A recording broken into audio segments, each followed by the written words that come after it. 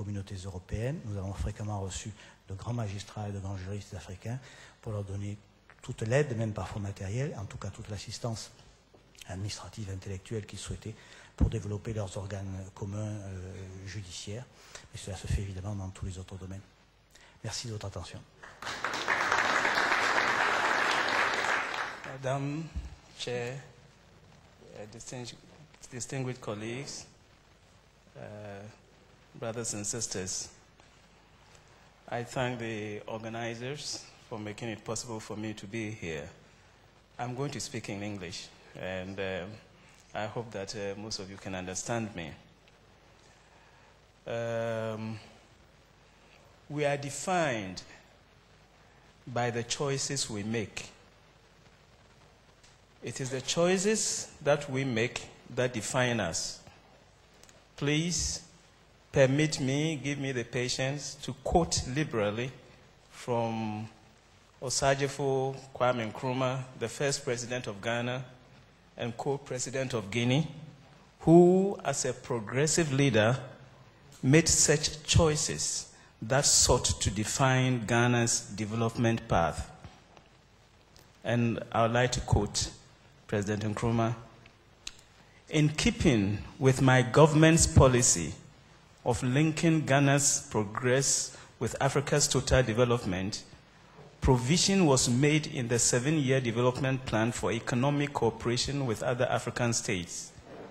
As I said in my address to the National Assembly on 11 March 1964, while we wait for the setting up of a union government for Africa, we must begin immediately to harmonize our plans for Africa's total development.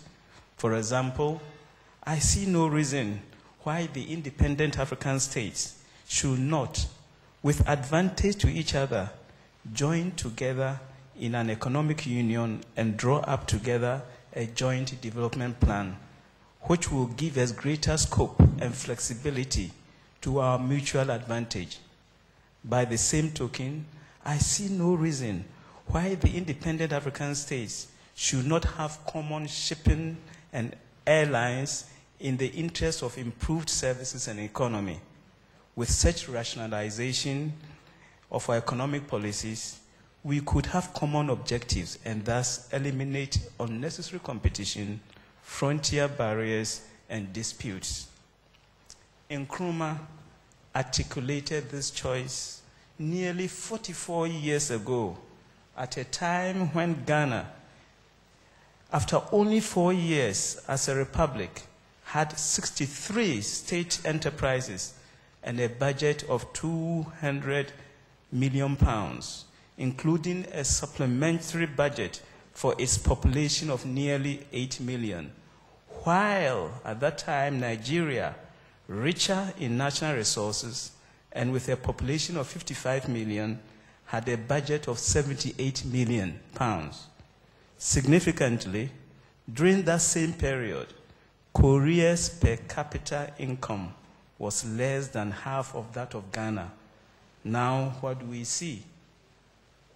In explaining the economic divergence between South Korea and Ghana, Professor Samuel Huntington, the American political scientist, argued, undoubtedly, many factors played a role, but culture had to be a large part of the explanation. South Koreans valued thrift, investment, hard work, education, organization, and discipline. Ghanaians had different values. In short, cultures count. When, with the aid of Western intelligence forces and money, the army and police overthrew Nkrumah in February 1966, the new leaders defined Ghana's development path by making the choice of abandoning Nkrumah's development objectives, choosing to close down or sell to themselves the state enterprises, and drastically reducing investment in education and research. The new leaders made the choice not to commission a new gold refinery that Nkrumah had established and left the refinery to rot. And would you believe it, to date, as of today, Ghana the land of gold does not refine its own gold.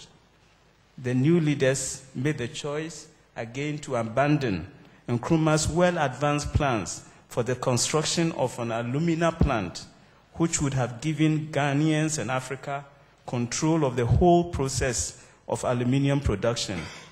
As it is now, Ghana, after 42 years, is still exporting raw bauxite to the United Kingdom for processing, while importing alumina manufactured in the US from bauxite mined in Jamaica for Ghana's aluminium smelter. Nkrumah's government was also breaking through the stranglehold of the big international banking houses. In 1958, foreign banks held 1/3 of Ghana's foreign currency reserves. In 1965, a year before Nkrumah's overthrow, they held none. We are in the year 2008, and it has become imperative that civil society in Africa rise up to pose a challenge to our leaders to make the right choices in our collective Pan-African interest, as Nkrumah did. Nkrumah, with his accelerated work and happiness development program, proved that no country or race of people is condemned to underdevelopment because of its culture. Africa needs inspiring leadership that will make such choices, that will free our imagination and make us believe in ourselves, that if we built great civilizations before, we can do it again. We can catch up and surpass if civil society see to it that leaders make the right choices in all aspects of national life, so that Africa is defined by optimism and not unwarranted pessimism.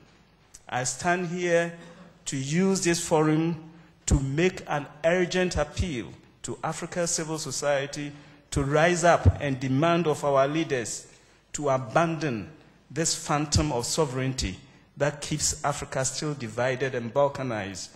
It is this sovereign phantasm that has created that crippling fear in most of our leaders to cede sovereign power to the African Union so that we can harmonize our plans for Africa's total development. Africa cannot wait.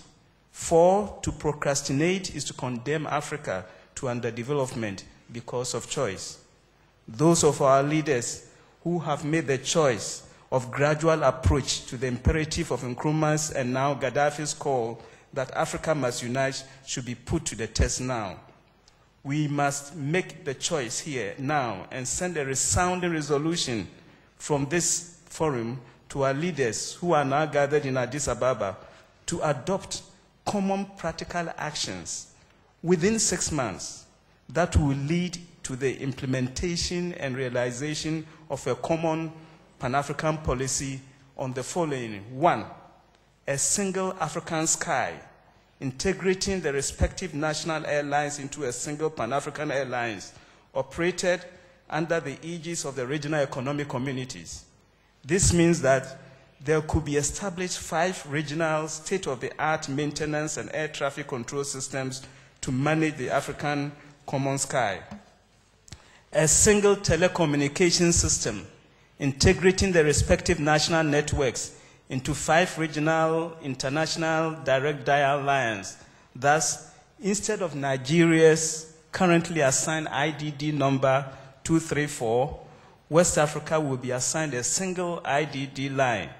It is this that will remove the blight of making a so-called international call when you stand in Kinshasa and call Brazzaville, or place a call from Togo to Accra. Why should this be so? And lastly, a single postal system, zip coding Africa according to the 5 regional economic communities. In the supreme interest of imposed services and economy, we must demand of our leaders to immediately cede sovereignty on the above 3 to the African Union Commission in order to trigger the process of real regional economic integration. As you all know, most African states do not honor their financial commitment to the African Union by paying their annual dues. This shame and unconscious undermining of Africa's progress can be removed once and for all if our leaders would harmonize our air transport, shipping, telecommunications. Les grands pays occidentaux, pour sauver la sécurité sociale, ont imposé aux médecins un quota de prescription de médicaments génériques. Au nom de quoi et de quel principe n'a-t-elle pas le droit d'explorer cette piste? L'exemple des pays comme l'Inde, la Thaïlande, le Brésil doit nous interpeller et peut-être nous inspirer. L'accès massif à ces traitements antirétroviraux ne suffira cependant pas à résoudre tous les problèmes, car le sida, bien au-delà d'une maladie, pose des problèmes politiques, économiques et sociaux sur notre continent. Rapidement, les problèmes politiques